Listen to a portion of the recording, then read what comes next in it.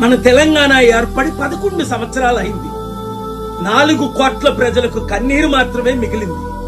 వ్యాపారస్తులు నెత్తి కొట్టుకుంటున్నారు, బిజినెస్లన్నీ వెళ్ళిపోతున్నాయి, రియల్ ఎస్టేట్ పడిపోయింది, విద్యా వైద్యం కరువు అయిపోయింది. నీళ్లు, నిధులు, నియామకాలు. వేసవి కాలంలో 1 కోటి కుటుంబాలకు నీళ్లు అందించగలిగాయి గవర్నమెంట్. నిధులైతే వాళ్ళకు మాత్రమే 100 కోట్లు, 1000 కోట్లు, కొంతమందికి లక్షల కోట్లు. మనకు మిగిలిందేటి? 4 కోట్ల ప్రజలకి 10 లక్షల కోట్ల అప్పు.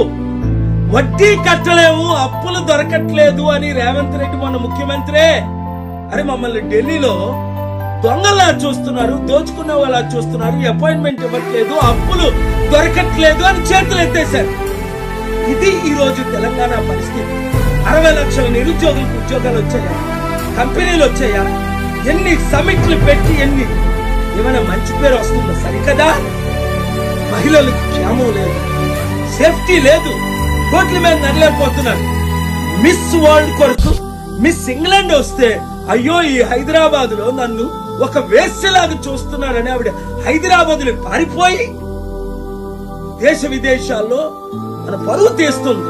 ఇది ఈ రోజు పరిస్థితి. అందుకనే వీళ్ళ వల్ల మార్పు రాదనే శ్రీకాంతాచారి తండ్రి వెంకటాచారి అయ్యా నేను 1200 మంది కుటుంబాలు బలిదానం చేస్తే తెలంగాణ ఏర్పడింది, ఈ పార్టీల వల్ల లాభం లేదని ప్రజాశాంతి పార్టీలో చేరాడు.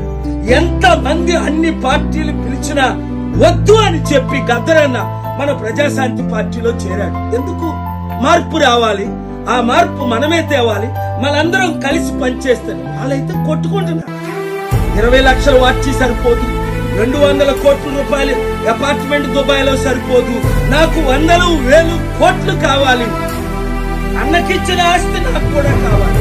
ఇది ఈ రోజు తెలంగాణ పరిస్థితి. ఈ కుటుంబ పాలనొద్దు, ఈ కుల పాలనొద్దు, ఈ అవినీతి పాలనొద్దు, వారి పాలన మనకొద్దు.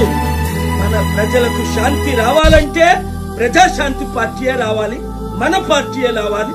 మీరు నేను కలిసి పని చేస్తే తప్పక బంగారు తెలంగాణను తీసుకొస్తాం. అవినీతి అక్రమ హక్కులన్నీ తీర్చేసి తెలుగు రాష్ట్రాలను అభివృద్ధి చేస్తాం.